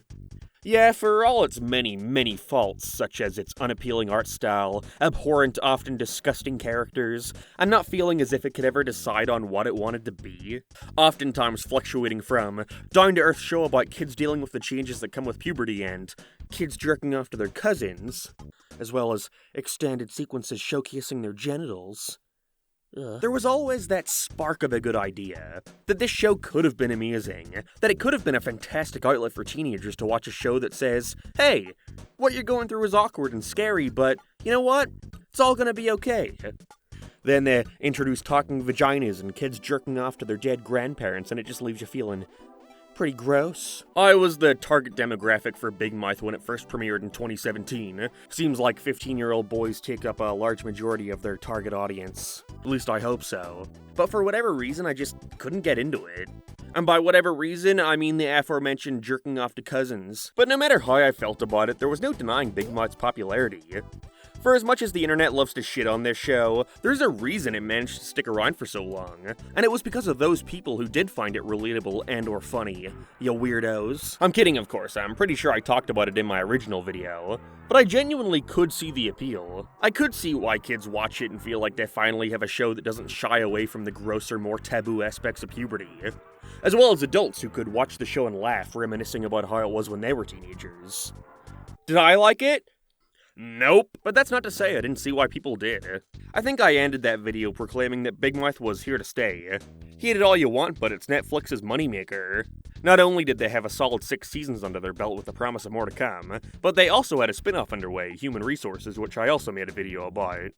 It seemed as if Big Mouth was here for the foreseeable future, joining the ranks of the long-running adult animated cartoons like Family Guy, The Simpsons, and others. Both were announced to be cancelled shortly after. Not like 8 seasons is a bad run for a show, especially in this day and age. I'm sure most showrunners would sell their left nut to go on that long. But this news certainly came out of nowhere, especially when it came to Human Resources. I can't imagine they expected to only get 2 seasons. It's adult inside eye, what more could people want? A lot, apparently. But Big Mouth is over. Time to say goodbye to all the friends we've made along this journey. Guy. Girl. Oh, and who could forget that one. So today, let's sit down and give Big Mouth the send-off it theoretically deserves. Big Mouth is over. Let's see how it ends. I can't decide which title I like more. But hey, I mean, if I'm gonna truly find out what happened to Big Mouth after I last left it, then I should probably check out.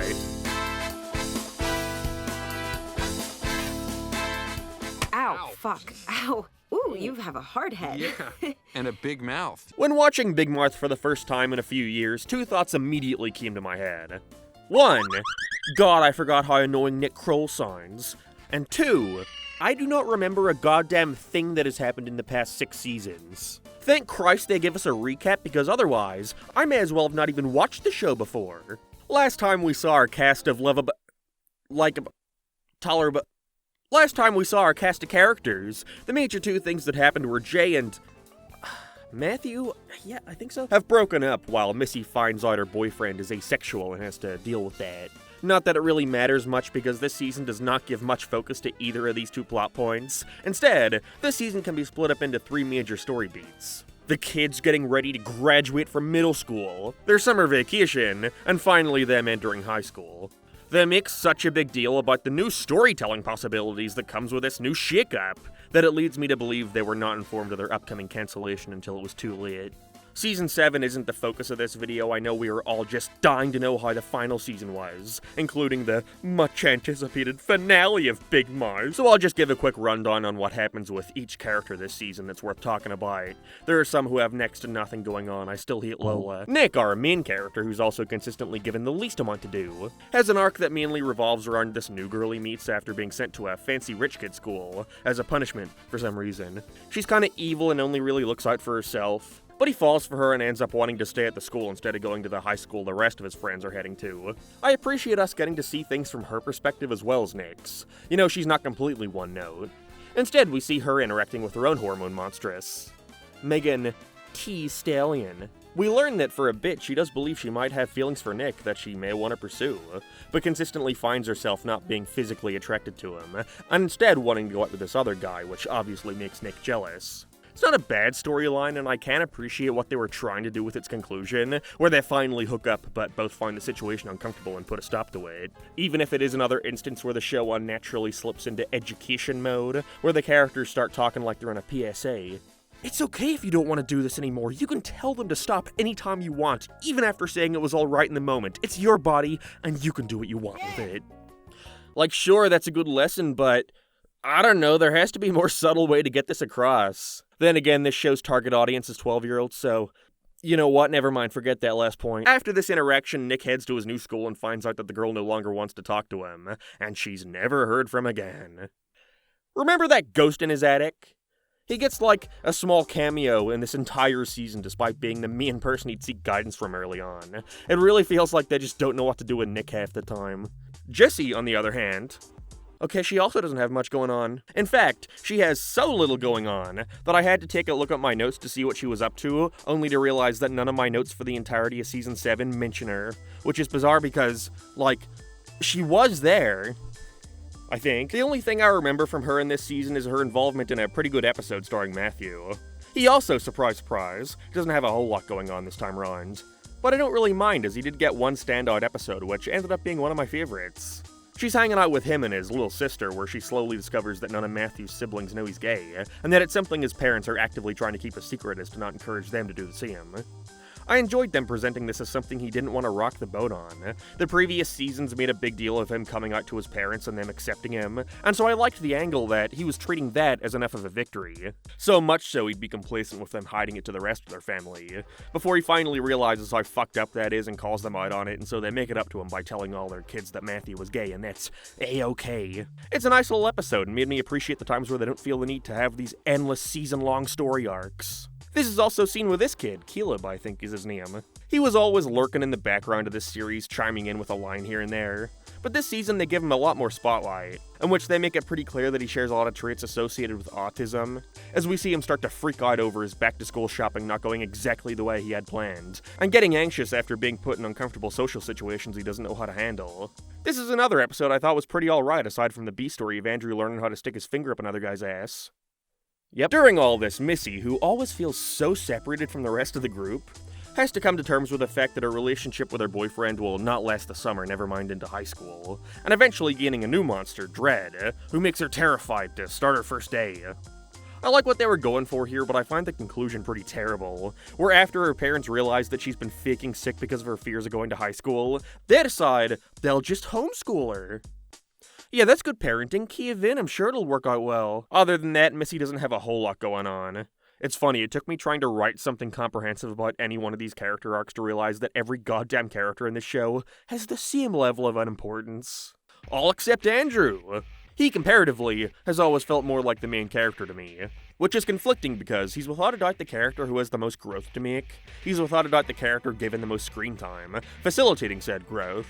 But it all falls apart when you realize the growth never comes.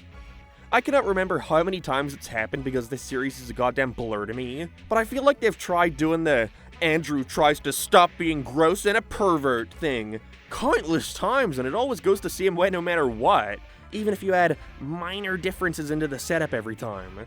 Andrew does something incredibly disgusting, realizes this behavior can go on no longer. Andrew stops being gross and discovers how much his life improves upon having self-control, but he can't help it in the end and goes right back to square one. Rinse and repeat.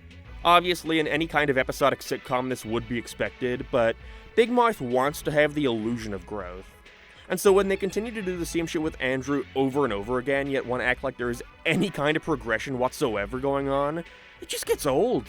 This season it's brought on by Andrew injuring his genitals, preventing him from jerking off for 2 whole weeks. But he just can't help himself and so starts taking pleasure in jerking out blood. This is my life, I have to watch this. He pretty quickly gives up on his new ambitions and goes right back to square one, becoming the target of a high school bully after he accidentally grabs his girlfriend. So most of his time for the rest of the season is spent dreading his first day of high school. This all culminates in the final episode where he prepares for his ass beating at school and begins to teleport throughout different episodes of the series to stop himself from doing all the heinous shit he's done. What? It all comes together in a nice moment where he finally realizes that the only thing he can do is apologize to the girl for what he did to her, even if it was an accident. I just wish how he got to this conclusion wasn't so fucking stupid. I keep forgetting they do this weird-ass sci-fi shit. It's always incredibly jarring when it comes up. I don't even mind it that much, but it's only when it's used in place of character progression. It just feels so easy. Either way, if there's something to notice about all of these arcs I just went through, it's that none of these characters feel like they ever have anything to do with each other. Everyone is so segmented, it's hard to remember sometimes that they're even friends. Every now and then they'll be in the same room and one will go, "Well, here we are, the old gang back together." And I'm just like, were you guys ever friends? In fact, there is one episode in this entire season I would call good, and surprise, surprise, it's one that actually has the main cast interacting with one another. Episode 4 not only has that pleasant Matthew and Jesse storyline, but we also see Nick and Andrew sneak into Nick's brother's car to follow him while he gets drugs, in which they wind up taking mushrooms and go on some wacky trip, man. It's still that lame drug episode shit I hate where drugs are summed up as, whoa, the colors, man. But it's somewhat made up for by the visuals.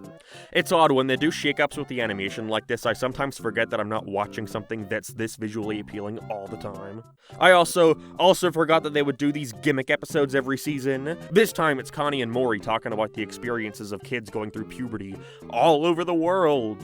Unfortunately, they anticipate you watching this on Netflix and being able to turn the subtitles on, but let's just say I wasn't watching this on Netflix. And so I was not able to understand most of what was being said here. I mean, they're speaking all kinds of languages I don't understand. Korean, Indian, Australian. I just don't get it. Still, though, I felt myself being able to follow what was going on, so hey, I guess that's a plus. Nice job, storyboard artists. Overall, Big Mouth Season 7 seems about on par with where we last left off. Plot points moving at an extremely slow pace, some good ideas here and there, but overall not being anything that's gonna stick with me for the foreseeable future. If I'm being honest, I barely remember anything now, and I just watched it yesterday. I mean, I hadn't even talked about Coach Steve's arc about being upset the kids are moving on to a new school without him. Damn! I can't believe it! I'm not gonna see Coach Steve again? Damn! All we're left to anticipate next season is Nick introducing Andrew to his new friend he made at his new school. Andrew is also his name. And so it's time for yet another love triangle thingy. Holy shit, I can't wait for the final season of Big Mouth!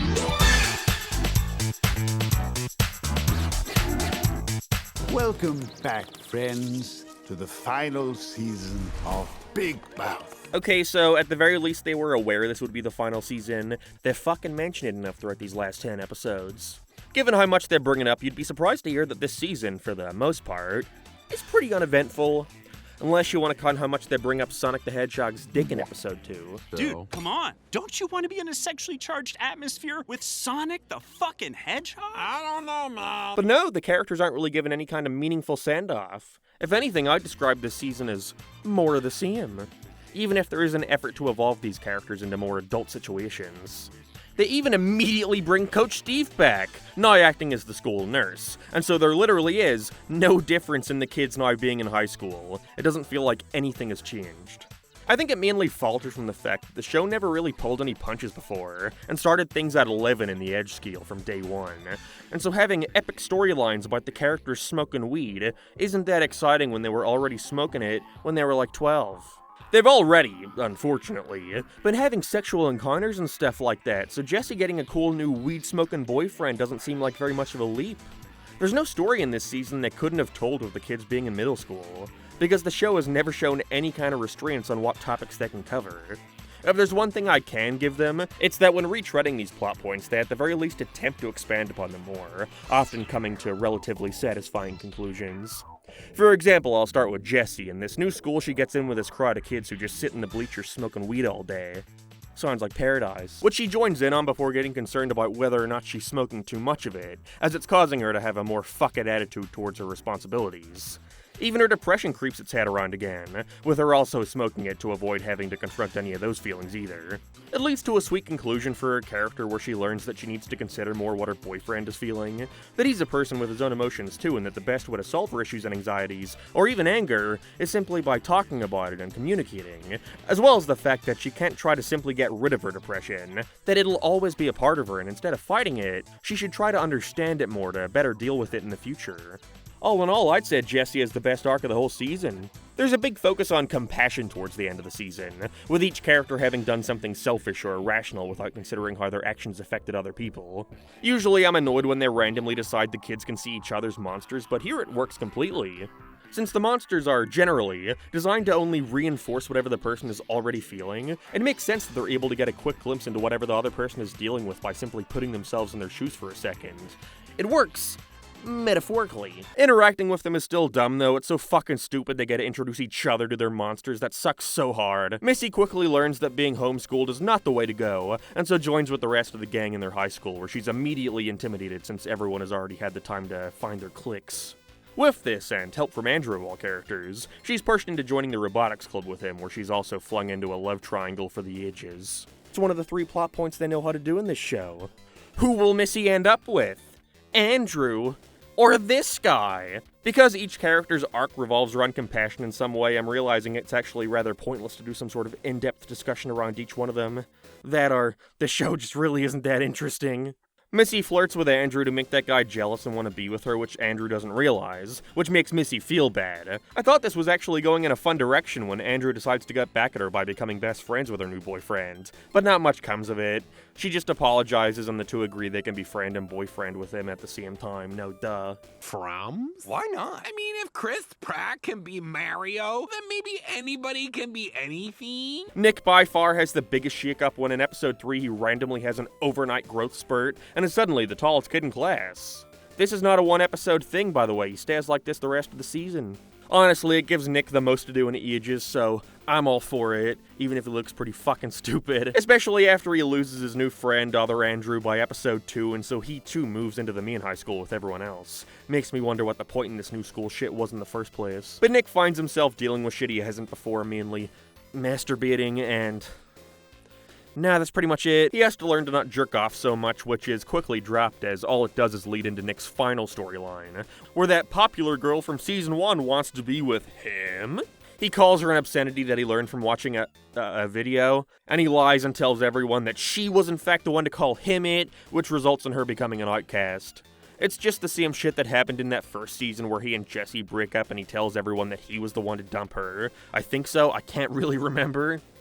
Either way, it was all too familiar, and once again requires Nick to come clean after feeling bad for her, once realizing that she too is a person. He also ends up losing his old hormone monster when he retires, who I can't believe stuck around this long. What a horrible fucking character. And with this, Nick is left in need of a hormone monster. Where's he gonna get it? Andrew, on the other hand, has one of his least interesting seasons yet. Pretty quickly, he gets called out for trying to sabotage Nick's relationship with that other Andrew, and everyone hates him, really breaking new ground there, I can't believe it. He winds up getting mixed in with that Missy shit for the rest of the season, which, again, is more about her than him. And so Andrew doesn't really get any kind of send-off until the final episode where Maury is acting awfully distant. Oh no, you don't mean... That's correct, viewer, who was definitely not very invested in whatever happened to this fucking character. Andrew is finishing puberty, and because of that, he doesn't need a hormone monster anymore. I think I'm tearing up. After realizing Nick's old hormone monster has been replaced with Maury, who will be immediately transferring over to him, there is a large air of who gives a fuck to all this? But it does result in one nice moment where Nick and Andrew have a sit-down, where he laments it isn't Maury he's sad about. It's that he'll be all alone, facing the future without any help, in which Nick reminds him that he won't be facing it alone, that his friends will be there for him and have his back. Would hit harder if any of them actually felt like friends. This all culminates in the Big Mouth finale. The only other episodes worth noting here are 1, maybe 2 gimmick episodes, one of which is just the hormone monsters sitting down and answering fan questions about puberty topics they hadn't discussed yet, about as funny as you'd imagine, as well as a somewhat interesting episode where the class teacher takes everyone inside the human body to see what happens during puberty. Oh, I get it, it's like a magic school bus kind of thing. Oh, so this is like a magic school bus kind of thing. Well, okay then. I guess let's move on to the finale. Oh yeah, Jay and Lola get back together again. Phew, thank Christ. By far one of the dumbest finales I've ever seen. And not because it's inherently bad, but instead because for the most part, it feels like nothing really is going on. Other than the stuff between Nick and Andrew, which I think is all fine. I'm mainly mixed because I like what they were doing with almost everything. The almost being Jay and Lola. But I really like how this finale focuses on the characters dealing with the prospects of the future. It's just that their way of dealing with it is really fucking lame, even if I could see what they were going for. Missy and Jesse are also worried about their future. Missy worrying that things will only go downhill from here, and Jesse straight up fearing the thought of not having any future, especially when looking at the state of her parents. I like how each of them handle this. Missy realizing that if she looked at where she was at the start of the series, then it's safe to say her life has improved a lot despite the ups and downs. And why shouldn't she assume the future won't be the same? Whereas Jesse realizes to face it head on and not try to hide from what's coming. It all sounds fine, and really, it is.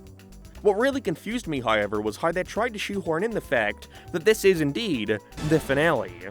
The show treats Andrew saying goodbye to Maury as its true final moment. Yet because of the unclear rules the show has established, the weight this has is really non-existent. The entire thing is just confusing. Maybe I missed something, but why isn't Andrew saying goodbye to any of his other monsters? From what I remember with human resources, the other adults do have them, and so Andrew's whole spiel about fearing being alone kind of falls on deaf ears, when you remember he has a cavalcade of other outrageous monsters by his side. This probably would have hit harder if they made it clear in the show that once you reach a certain age, you'll lose all the monsters that guide you, and it's up to yourself to make decisions in the future. But no, because there were certain instances where they wanted to make a joke about an adult having a monster, and because they showed no restraint when it came to doing so, we're left with a moment between Andrew and Maury that completely falls flat. Especially when we already know the kids can see each other's monsters, and since Maury is going to Nick, Andrew's best friend, he's like, just gonna be on the fucking street. That's not to even mention the whole void element, where this giant white ball is expanding throughout the episode and sucking in the entire city. This is a metaphor for the show ending, no shit. The entire world is disappearing because there will be no more show. And I think it's somewhat clever that they also use this void as a stand-in for the future. But, one, it's kinda anticlimactic because it really did not matter where any character was at in terms of their ongoing story arcs, because this ending was still gonna happen no matter what. It really makes me believe they had at the very least mapped out some of this season before they knew the show would be cancelled.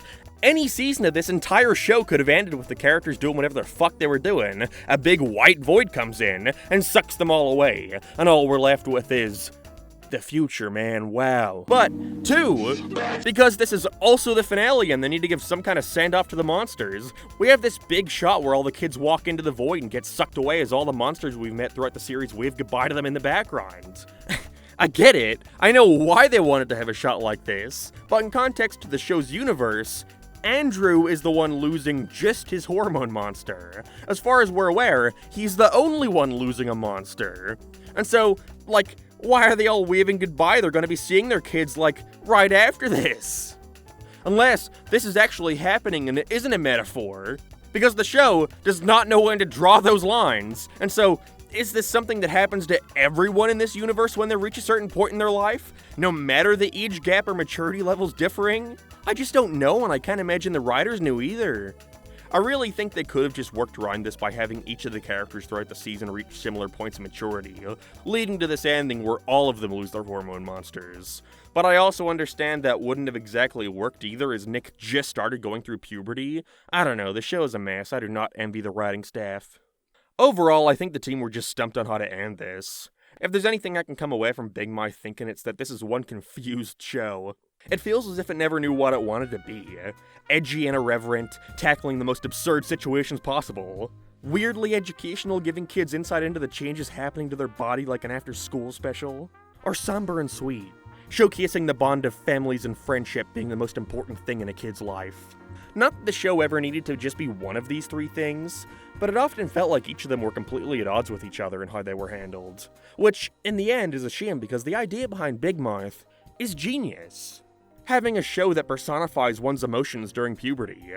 It's really shit because it's been wasted on a series that shows such a little restraint, and because of that, completely muddies whatever message it was ever trying to get across.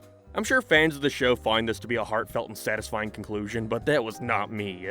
But I also wasn't cheering over its cancellation either. Even if just for the fact that this is one of the few shows out there that apparently treated its artists really well. But I don't know, Big Mouth just never really felt like the kind of show that warranted the praise or hate it got. Even still, I am at least glad it ended when it did. You could tell these plot points were getting incredibly repetitive, but with that, it's time to say goodbye to Big Mouth, everyone. Goodbye. I'm curious when we're gonna see the next adult cartoon to go on this long. I mean, I guess Rick and Morty just did that, but it took them a while to find a consistent schedule. Who knows? Maybe it'll be Smiling Friends. Maybe The Great North. Or, Universal Basic Guys. I'm rooting for ya.